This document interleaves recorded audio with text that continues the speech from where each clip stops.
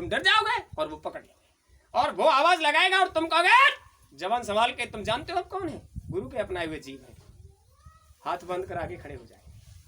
अरे भाई भूल हो, आप तो कहीं भी जा सकते हो। आपको पहले ही बताया, नानक जाए अंगूठा बोरा, सब जीवों का किया निबेरा। जब नानक ने एक जीव के उद्धार के लिए, वो नानक के अपनाए हुए जीव ने पूरा नरक खाली करा दिया। कितनी बड़ी पावर। तो क्या कहा संयमनी के राजा ने? उसने कहा महाराज तुम्हारे एक अपनाए हुए जीव ने आकर हमारे सारे नियम कायदे खत्म कर दिए, इस पर हमारा कोई जोर नहीं। अपनी मर्जी का किया इसने, हमारा कोई जोर नहीं चला। तो आप सोचिए, धर्मराज का जोर नहीं चलता मालिक के जीव पर। और हाथ जोड़कर कहा भूल से भी इधर अपने किसी जीव को मत भेजना, हम लेकर नहीं आए थे, ये अपने आप आ गया। और आप ऐसे 36 बार आ गए तो हमारे सारे नरक खाली हो जाएंगे, सारी व्यवस्था गड़बड़ हो जाएगी। हुजूर ये जो हो रहा है उसको हो जाने दो, जो नुकसान हो गया। आगे फिर कभी जरूरत पड़े तो आप आवाज दो, हम वहीं आकर हाजिर हो जाएंगे, वहीं सेवा करेंगे। इतनी बड़ी पावर मालिक में, इतनी बड़ी पावर, और मालिक के जीव में इतनी बड़ी पावर। अंदाज करिए, यमराज के दूत भी जब तुम्हारे सामने आएंगे तो उनकी हिम्मत नहीं पड़ेगी। तुम्हें तुम्हारे घर जाना। एक बुजुर्ग की बात बताते हैं। वृद्ध हो चले थे, शरीर बूढ़ा हो गया, साधन भजन करते रहे, अभी जाने की इच्छा नहीं थी। अचानक से पर्चा कटा, यम के दूत आकर खड़े हो गए। बड़े बुजुर्ग थे, पास में सोटा रखते थे, डंडा। यम के दूतों ने आकर कहा है बाबा चलो हमारे साथ, छोड़ो इस शरीर को, समय पूरा हो गया। उन्होंने कहा कौन हो तुम? बोले हम यम के दूत हैं। किसने भेजा? बोले महाराज धर्मराज ने भेजा है। किस बात के लिए भेजा? आपको बुलाया है।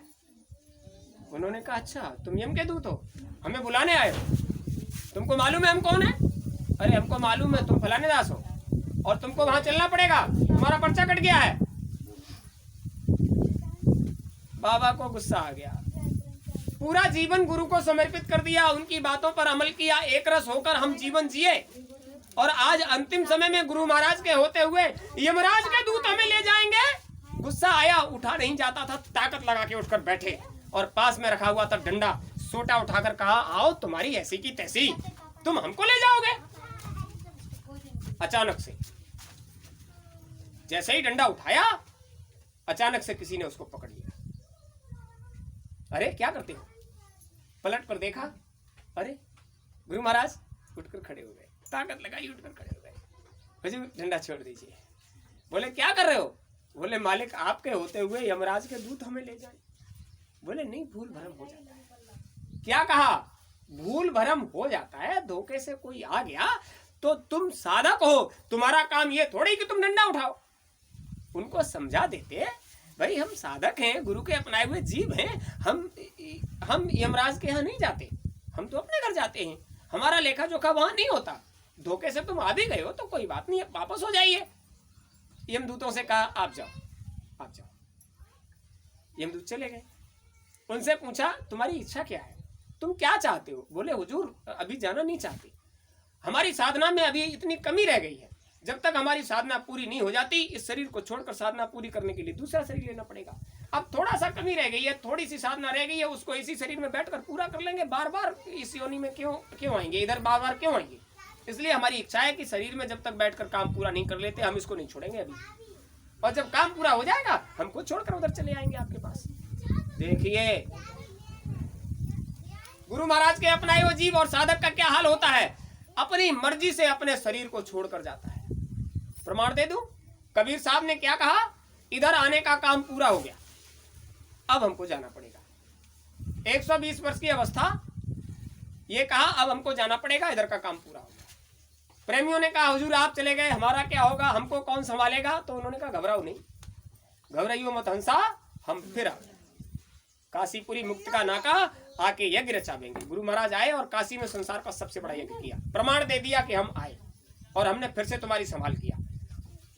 100 वर्ष तक नहीं पहुंचता जी, गुरु महाराज 116 साल की अवस्था के बाद गुप्त लीला करने के लिए मजबूर हो गए। उन्होंने कहा अब तो लीला गुप्त में चलेगी, जागृत में नहीं चलेगी। तो जागृत में जो लीला हो रही है उसको देखिए। जिसने गुरु महाराज को गुरु को मानुष मानते उनको तेनर कहिए अंध, जो गुरु को इंसान मानते हैं, मनुष्य मानते हैं, उनको अंधा समझिए। उन्होंने जान ही नहीं पाया, परख ही नहीं पाया। जबकि गुरु महाराज ने खुद कहा था, तुम अपनी दृष्टि से देखना चाहो तो हमारे गले में घंटी बनकर 40 साल तक लटके रहो, हमारे एक जर्रे को नहीं समझ सकते। और तुम संसार की दृष्टि से उनको देखना समझना चाहते हो तो आप समझ लीजिए, काम बनने में ज्यादा समय नहीं है और परिवर्तन होने में भी ज्यादा समय नहीं है। और प्रेमी ने कहा था, कलयुग में कलयुग जाएगा, कलयुग में सतयुग आएगा, आप बता देना। तो हमने उनसे ये पूछा, तुमने ठेकेदारी ली है? क्या करना है सतयुग का, क्या करना है कलयुग का? जब सतयुग आया था तब तुमने काम बना लिया होता तो आज पड़े क्यों होते? 27 बार सतयुग आ चुका, तुम यहीं पड़े हो, क्या करोगे सतयुग का? 27 बार त्रेता आ चुका, तुम यहीं पड़े हो। 27 बार द्वापर आ चुका, तुम यहीं पड़े हो। 27 बार कलयुग आ चुका, तुम यहीं पड़े हो। और इस वाले कल्प में 28वीं बार सतयुग आया, 28वीं बार त्रेता आया, 28वीं बार द्वापर आया और 28वीं बार कलयुग आ गया और तुम आज भी यहीं पड़े हो। क्या करोगे इन युगों का? इन युगों से तुम्हारा क्या लेना देना है? कलयुग जैसा युग तुम्हें दोबारा मिलने वाला। कलयुग समने आन युग जो नर कर विश्वास। अगर तुम्हें विश्वास है तो काम कलयुग में बन जाएगा, और तुम्हें विश्वास नहीं है तो 28 सतयुग त्रेता द्वापर आपने गंवा दिए और तुम्हारा काम नहीं बना। कलयुग केवल नाम आधारा। गुरु महाराज ने नाममणि आपको दे दी। कलयुग केवल नाम आधारा, सुमिर सुमिर नर उतरे। अगर तुम्हें काम बनाना है तो कलयुग में बनाइए, सतयुग का इंतजार क्यों करते हो? काम सतयुग में 1 लाख वर्ष के लिए चले जाओगे और कलयुग में 100 वर्ष में भी जितना समय निकालो उतने में ही काम हो जाएगा। तो कलयुग अच्छा या सतयुग अच्छा? कलयुग से अच्छा कोई युग नहीं। कलयुग समने आन युग, महापुरुष की वाणी है। कलयुग जैसा आज तक कोई युग आया ही नहीं। इसमें जो काम बनेगा वो किसी युग में बनने वाला। इसलिए वो चर्चा तुम सिरे से नकार दो, अपने मन से निकाल दो। क्या करना तुम्हें सतयुग का? तुम्हें अपना काम बनाना है, इसी शरीर में बैठकर अपने घर चले जाना है। व्यवस्था की बात है, उन्हें सतयुग की व्यवस्था में जिसे लगाना होगा उसको बुलाएंगे, उससे काम लेंगे, उसकी व्यवस्था कराएंगे। हमसे तो ये कह दिया था बच्चा वहां चिन्ह बना देना, और चिन्ह बना देना इसलिए क्योंकि जब उधर से प्रेमी गुजरेंगे, व्यवस्था परिवर्तन की व्यवस्था को करने वाले प्रेमी गुजरेंगे तो जगह जगह चिन्ह बनवा देना, तो वहां वो आकर स्थान करेंगे। ये चौकी, ये थाना जैसे बनता है ऐसे वो वहां आएंगे, वो बैठेंगे, जो जीव उस समय होंगे उनको दिशा निर्देश करेंगे, वहां की व्यवस्था को बनाकर आगे बढ़ जाएंगे। तो ये जो चिन्ह बन रहा है इसे आप क्या समझते हो? आजकल की बात नहीं है। सतयुग से बैठे हैं, आज तक बैठे हैं। महाराज बलि, ऋषराज जामवंत सतयुग के बैठे हैं। कलयुग में जब सतयुग आएगा उसकी व्यवस्था करने जाएंगे, आएंगे। त्रेता के महाराज मरु, रामचंद्र जी के बाबा के भाई अभी भी बैठे हैं कलाप गांव में। भागवत का 12 स्कंद उठाकर देखिए, प्रमाण है। भीष्म पितामह के ताऊ देवधर, देखिए वो त्रेता के, वो सतयुग के, वो त्रेता के, वो द्वापर के, और कलयुग के तो जाने कितने महात्मा कलाप गांव में बैठे हुए हैं और जागृत में भी हैं। वो सामने घूम रहे हैं और तुम उनको पहचानते? जब व्यवस्था होगी तो वो लोग आएंगे और वो बताएंगे। जाने कितना चर्चा, कल की अवतार होगा, ऐसा होगा, वैसा होगा, क्या होगा, कैसे होगा, हमें उससे क्या लेना देना। हमारा कलयुग में काम बनने वाला है। जब तक ये युग अपने पूरे चरम पर है, हम अपना काम बनाकर अपने घर चले जाएं। क्या करना है इस दुनिया का? जब तक इस दुनिया में रहोगे, इस दुनिया के सारे दुख तुम्हारे ऊपर पहाड़ बनकर टूटेंगे। एक छोटा सा पत्थर कोई मार दे तो गुस्सा आता है कि इसके प्राण निकाल ले, दर्द होता है। और ये कलयुग में संसार में लिपटने वालों पर तो युग के प्रभाव से पहाड़ के पहाड़ दुखों के टूट रहे हैं। ये तो अच्छी बात है, आप लोगों को कोई आज तक दुख नहीं हुआ। अरे आज तक आपको कोई दुख तो नहीं हुआ? कितनी अच्छी बात है, आप लोगों को आज तक कोई दुख नहीं हुआ। अरे अभी एक बहन दूसरी बहन से कहेगी, बहन बड़े दुख उठाए जा संसार में आएगी, और जा घर में तो जा दिन ते आयता दिन ते हमें सुख चैन नहीं मिलू। होता है? हम पूछेंगे तो नहीं बताओगे, लेकिन पड़ोसी को पड़ोसी बताएगा और तुरंत आंखों से आंसू निकल पड़ेगा। जा दिन ते जा घर में आए, सुख नाई की चीज नहीं मिली। इस घर में भी सुख लेने आए थे, अरे उस घर में से इस घर में आ गए तो क्या मृत्युलोक से बाहर चले गए? इसे कहते हैं मृत्युलोक। कहीं भी चले जाओ, ये मौत का घर है और मौत के घर में सुख की आशा।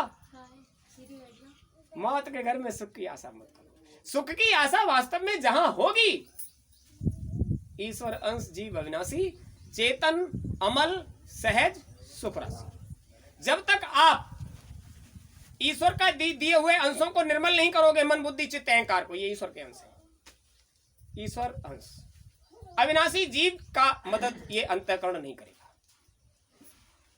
जीव अविनाशी है।